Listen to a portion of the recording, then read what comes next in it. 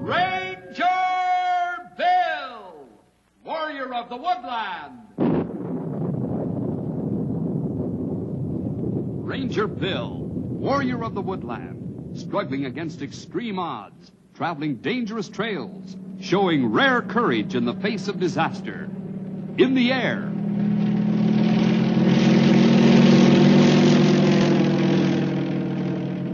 On horseback.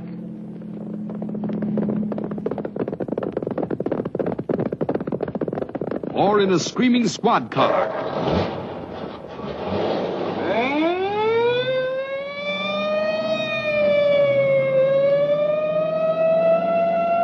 Ranger Bill, his mind alert, a ready smile, unswerving, loyal to his mission. And all this in exchange for the satisfaction and pride of a job well done.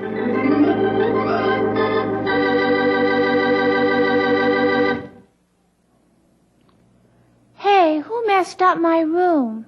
You mean who cleaned up your room, don't you, young man?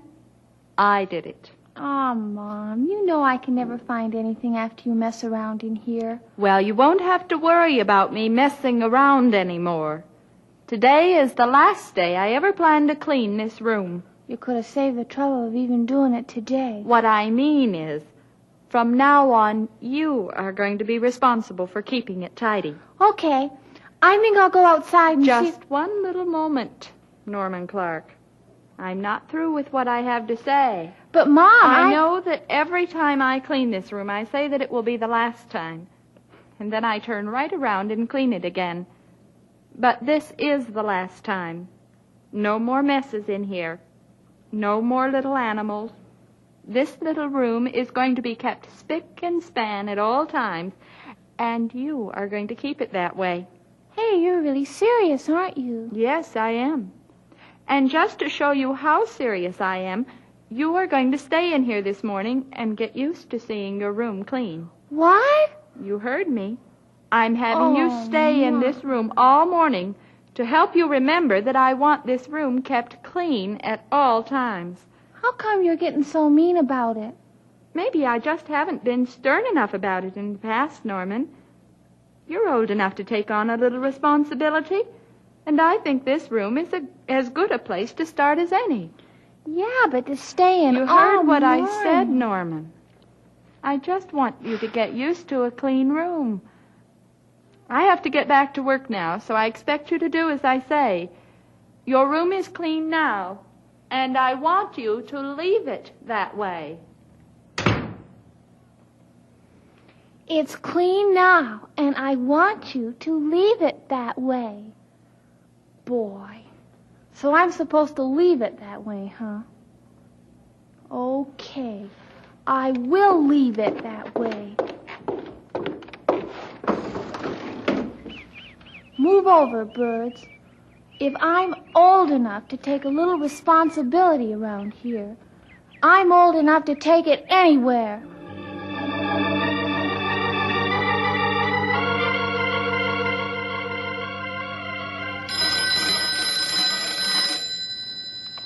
I'll get it. Ranger Headquarters, Stumpy Jenkins speaking. What's that? Bill? Yeah, he's here. Hang on. Bill, it's for you.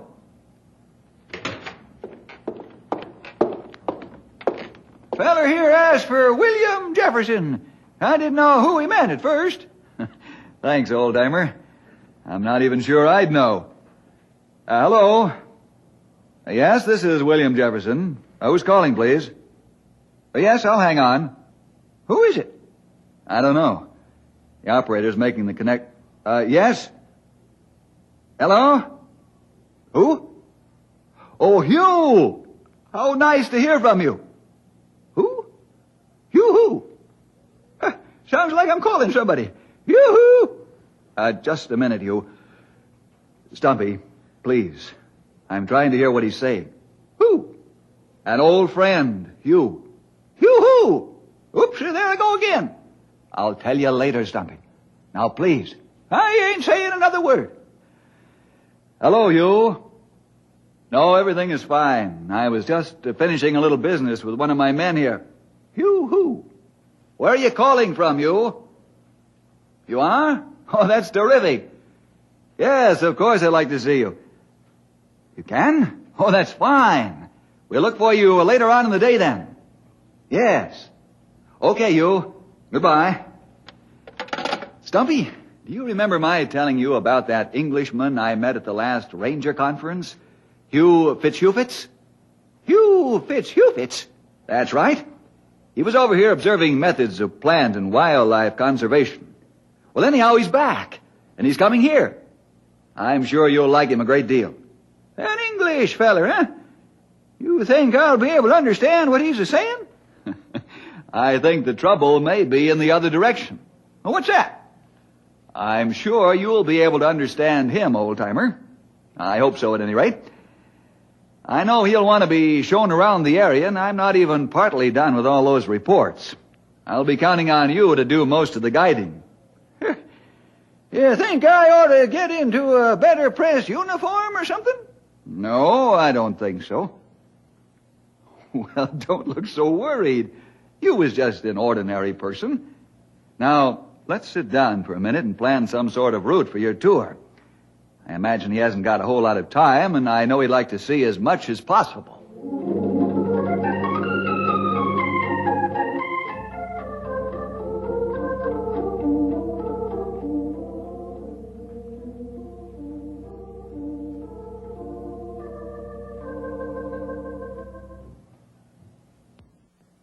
Norman, time for lunch. Norman? Norman, please come to lunch. I think you deserve it after the quiet morning. Norman? Are you hiding from me? Norman? I wonder where... The window. He's gone out through the window. Norman's run away.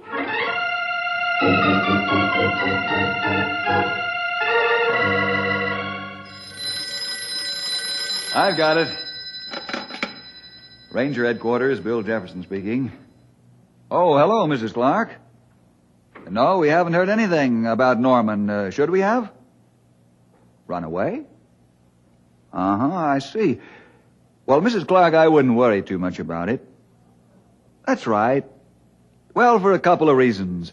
It's still early in the day. He didn't take along a lunch, things like that.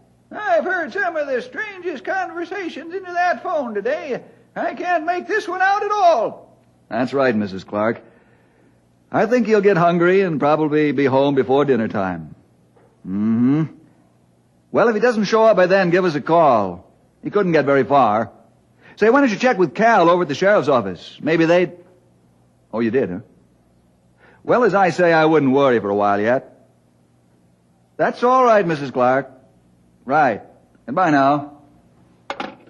Now, what was that all about? Little Norman Clark has run away.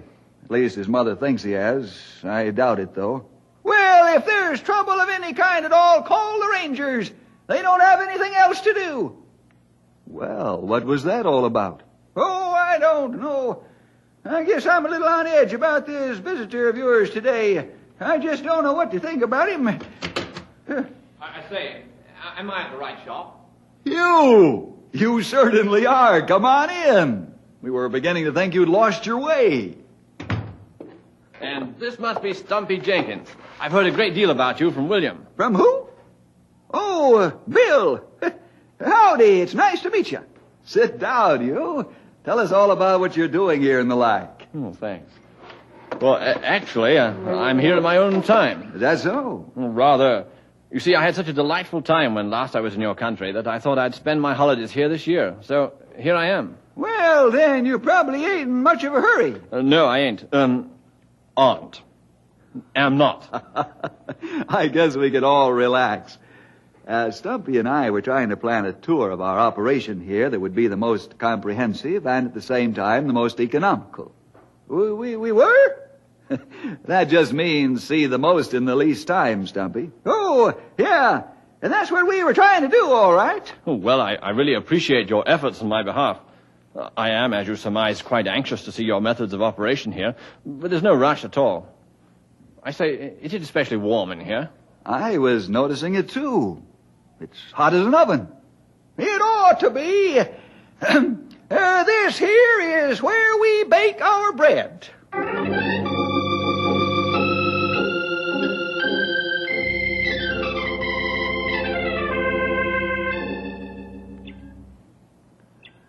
Boy, I sure have been walking a long time. I'm tired. Wonder where I am. I ought to be in Central City pretty soon. Maybe there I can find somebody old. What's that? There's something in back of those bushes. Oh, maybe if I stay real still, whatever it is, it won't see me.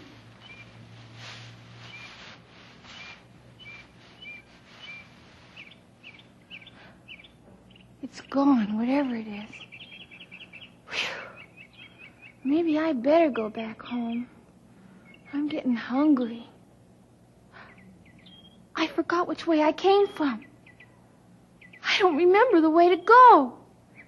Help! Oh, shh, no, I better not shout. Whatever was in those bushes might come back. Oh, what am I going to do?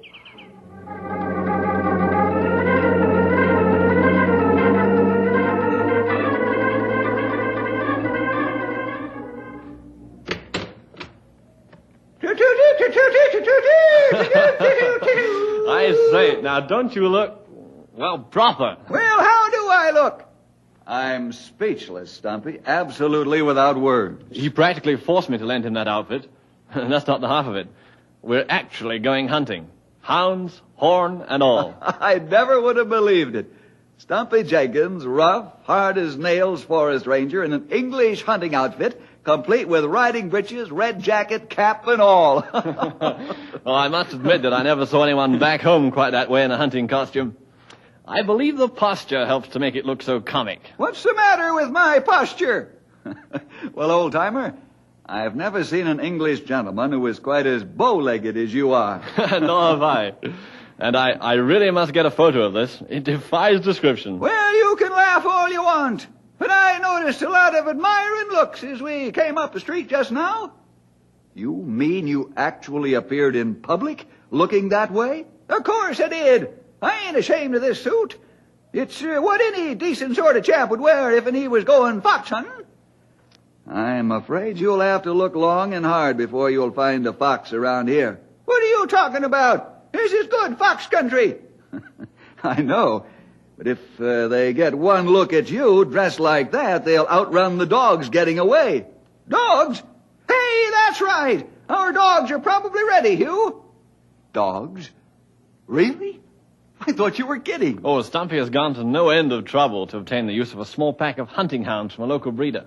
I tried to stop all this, but you know... We got him over at Miles Hendon's place, Bill. He seemed real in favor of the whole thing. Well, what he actually said was that the publicity would do him good. So you're both going out hunting, huh? Well, when Stumpy first suggested the idea, I thought it rather a good one. But it seems to have grown somewhat. You really have to watch the old-timer, you.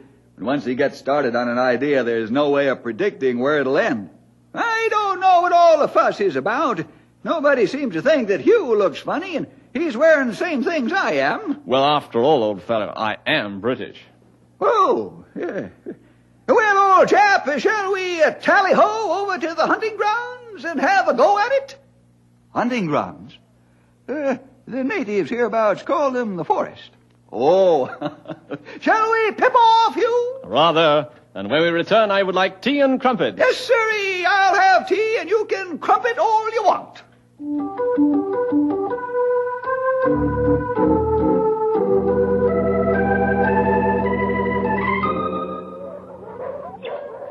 Well, I can't just sit here.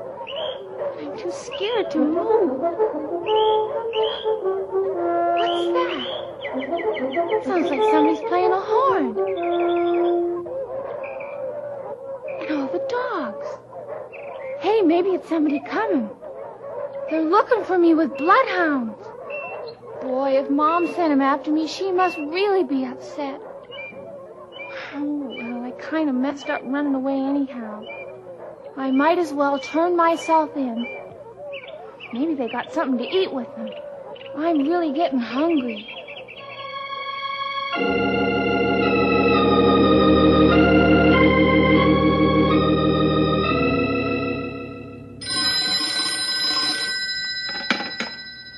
Ranger Headquarters, Bill Jefferson speaking. Oh, hello, Mrs. Clark. No sign yet, huh?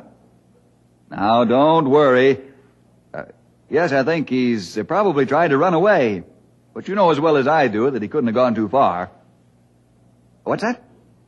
They saw him going toward the forest, huh? Lost in there? Oh, that's possible, but there still isn't too much to worry about. If he's in there, he's left a good trail, we should be able to follow him easily. What's that? Bears? Oh, very rarely this close to town. Not often enough to even mention. Tell you what, I'll come over. Oh, no trouble at all. I'll come over and we'll see if we can find him. He's probably a very hungry boy by now, and I think the idea of going home might appeal to him a lot.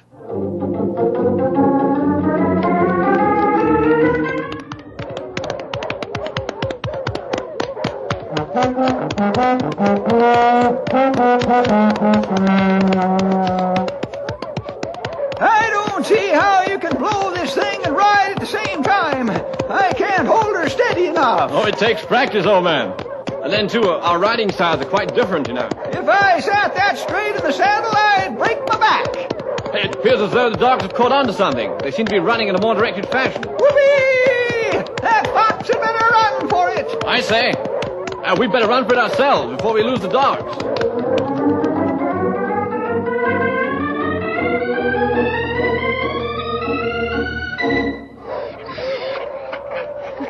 Hey, cut it out.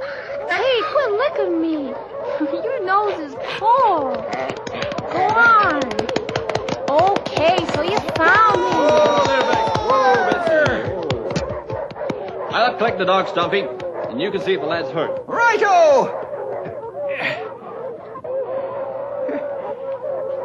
Why, say, it's Norman Clark. I didn't recognize you at first. Hello, Mr. Jenkins. You mean they didn't send you after me? Send us after you? Who? Oh, nobody. What are you doing way out here anyhow? Where's your mother? I was just taking a little walk, that's all. That's so. Strikes me like you're a long way from home, feller. That's a pretty long walk. I guess I just didn't watch how far I was going. Am I anywhere near Central City? Nope. That's a good 50 miles away. You're about 3 miles from your home, which is far enough, I'd say. Yeah, that ought to do it. Looks as though you two are old friends, Stumpy. Do you know each other? He talks funny. This is Norman Clark. Norman, this man is Mr. Fitzhugh.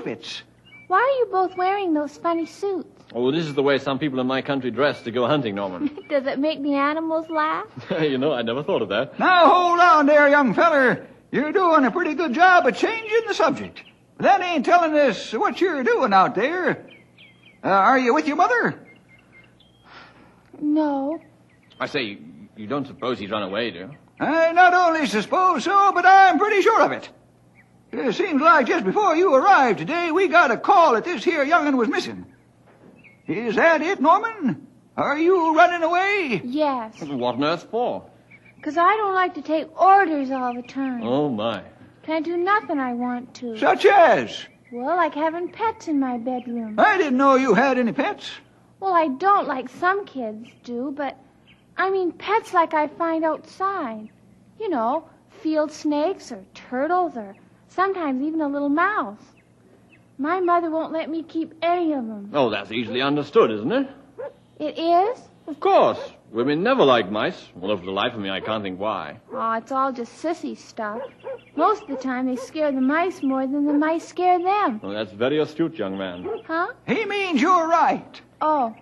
Well, actually, I've heard of one case where the woman, her name was Miss Dowd, really got the best of a mouse that frightened her. Would you like to hear about it, Norman? Sure, I guess so. Well, it's a poem, actually. It goes like this. A mouse in her room woke Miss Dowd. She was frightened, it must be allowed. Soon a happy thought hit her. To scare off the critter, she sat up in bed and meowed. Hey, that was funny. You know any more? Oh, lots. Tell me another one. Well, maybe when we get home I could. I don't want to go back there. Yes, I know. Rules. But you know, all of us have to follow rules. I don't believe that. Big people don't. Look at you two. Well, Norman, we have to follow different kinds of rules, but we still have to follow them. Like what? Well, like the law. We can't just go around breaking it all the time. Why not? Lots of people do. Unfortunately, you're quite right, Norman. But you see, when one is caught breaking the law, one must pay the consequences. Then is it okay to break the law as long as you don't get caught? Well, What you want to know is, why is there any law at all, huh? Why should there be such things as rules? I guess so. Well, that shouldn't be so hard to show you, Norman. What do you have in your pockets? I don't know. A couple of pennies, I guess, and a pocket knife, and... Well, why? oh, I say, I should like to have that pocket knife. Give me it. No, it's mine. You can't have it. Is there any law that says I can't? I want it, therefore I shall take it. Stumpy, make him stop. He's going to take my knife. No, he isn't, Norman. I'll stop him. Good. Because I want your knife. What? Oh, no, old fellow. I shall take it. Oh, no, you don't. I want it. Please stop. Stop. It's my knife. There, Norman. You can keep your pocket knife. I thought you were going to fight each other or beat me up. No, we were just showing you, rather vividly, I thought, a good reason for rules or law. If everyone were allowed to do what he pleases, where would any of us be? I never thought of it that way before. We'd all be like the two cats. The two cats. That's right, Norman. Mr. Fitzhugh here ain't the only one who can recite poetry. Try this one. There once were two cats in Kilkenny, and each cat thought that there was one cat too many. Uh-oh. So they scratched and they fit and they tore and they bit, till instead of two cats, there weren't any. Oh. Well, at any rate, Norman, you can see more clearly the value of rules, can't you? I guess so. There's just one other part of it all that we haven't mentioned yet. Oh? There's some rules that everybody has to follow. You know what those might be, Norman? No. Well, now think. So far, we've just been talking about rules having to do with people and people. But what about... People with animals? That's pretty close. What I'm thinking about is all of nature. They call them natural laws like gravity or breathing. Are those really rules? That's right, Norman. You have to breathe and eat. You have to stay close to a set temperature. Yeah, but you can't help it. I see what you mean, Stumpy. That's right, Norman, you know. You can't help it, but you still have to do it. If one, for some reason, does not obey these rules, the result is usually rather harmful. I never thought of those rules at all. So you see, Norman, no matter where you go, there are rules that have to be followed. If you decided to stop following all rules, you'd have to stop living. Mr. Fitzhugh, can I ride with you? Where to, Norman? Home. My mom might be worried.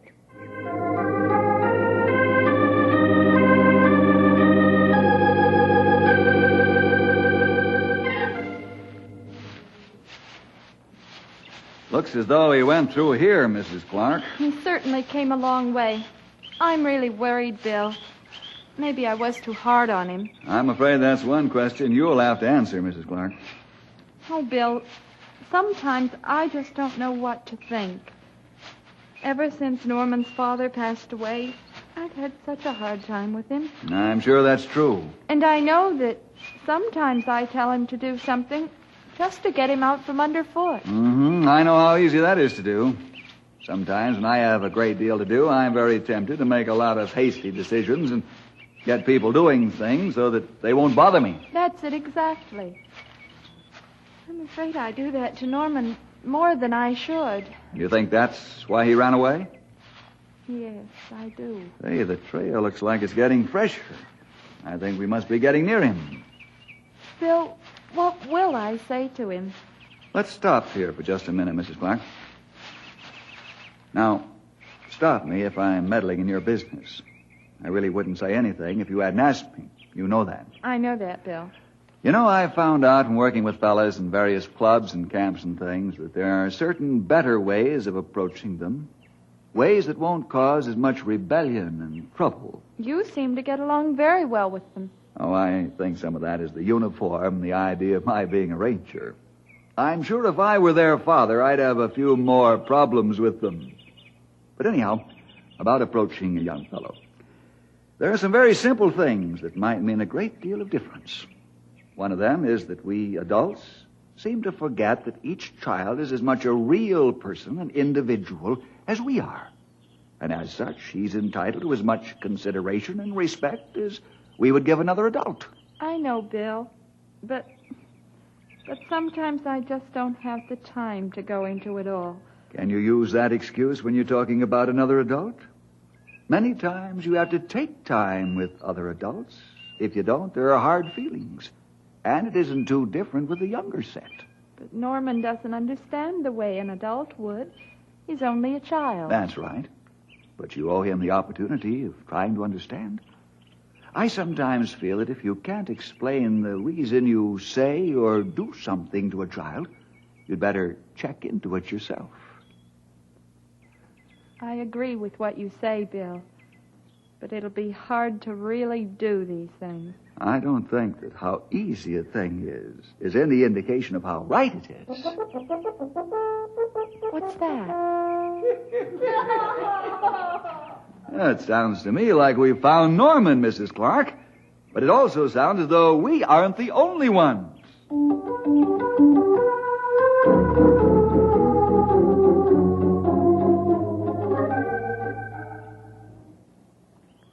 And then when I wanted to come home, I couldn't because I was lost. I wanted you to come home too, Norman. But then Mr. Jenkins and Mr. Fitzhugh Fitzes came along, and we've been having a real interesting talk ever since. And, Mom... Yes, Norman? From now on, I'm going to try to follow every rule you make. Oh, Norman, from now on, I'm going to try to make only the right rules. The ones that count. Well, how about that? Oh,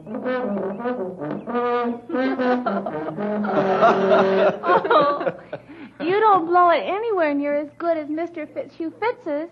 I shall allow the mispronunciation only because it was a compliment. I guess I just don't have the hang of this thing. Hey, why don't you teach him, Mr. Fitzhugh Fitzes? Oh, I'm afraid that's quite impossible. Impossible? Why? It's very much like a flute player I heard a poem about once. Oh, boy. Mom, his poems are funny. Listen. Well, it goes, a tutor who tooted a flute tried to teach two young tutors to toot. Said the two to the tutor, is it harder to toot or to tutor two tutors to toot?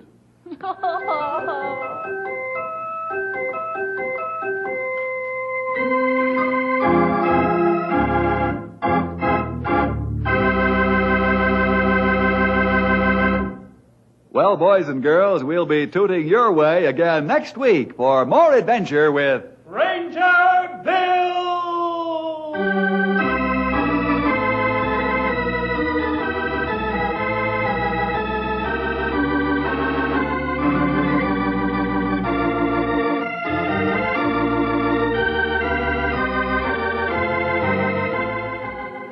Ranger Bill was produced in the radio studios of the Moody Bible Institute in Chicago.